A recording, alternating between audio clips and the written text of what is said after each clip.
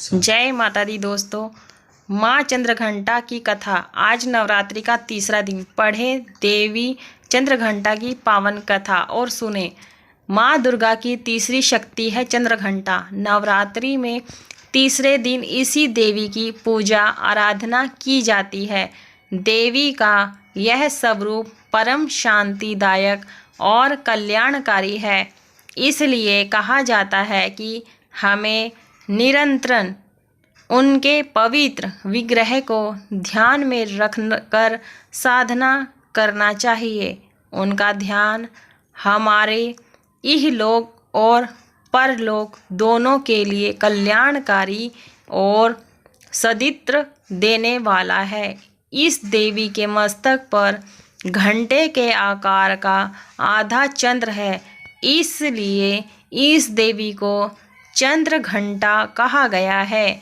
इनके शरीर का रंग सोने के समान बहुत चमकीला है। इस देवी के 10 हाथ हैं। वे खड्ग और अन्य अस्त्र शस्त्र से विभूषित हैं। सिंह पर सवार इस देवी की मुद्रा युद्ध के लिए उद्यत रहने की है। इसके घंटे भी भयानक ध्वनि से अत्याचारी दानव दैत्य और राक्षस कांपते रहते हैं। नवरात्रि में तीसरे दिन इसी देवी की पूजा का महत्व है। इस देवी की कृपा से साधक को अलौकिक वस्तुओं के दर्शन होते हैं, दिव्य सुगंधियों का अनुभव होता है और कई तरह की ध्वनियाँ सुनाई देने लगती हैं। इन क्षणों में साधक को बहुत सावधान रहना चाहिए।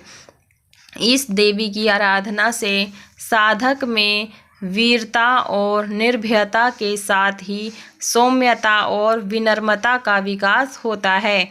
इसलिए हमें चाहिए कि मन, वचन और कर्म के साथ ही काया को विहित विधि विधान के अनुसार परिशुद्ध पवित्र करके चंद्रघंटा के शरणागत होकर उनकी उपासना आराधना करना चाहिए। इससे सारे कष्टों से मुक्त होकर सहज ही परम पद के अधिकारी बन सकते हैं। यह देवी कल्याणकारी है।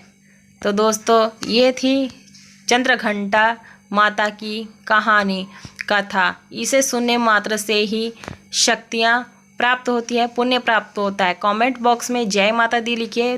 पूरा देखने के लिए बहुत बहुत धन्यवाद।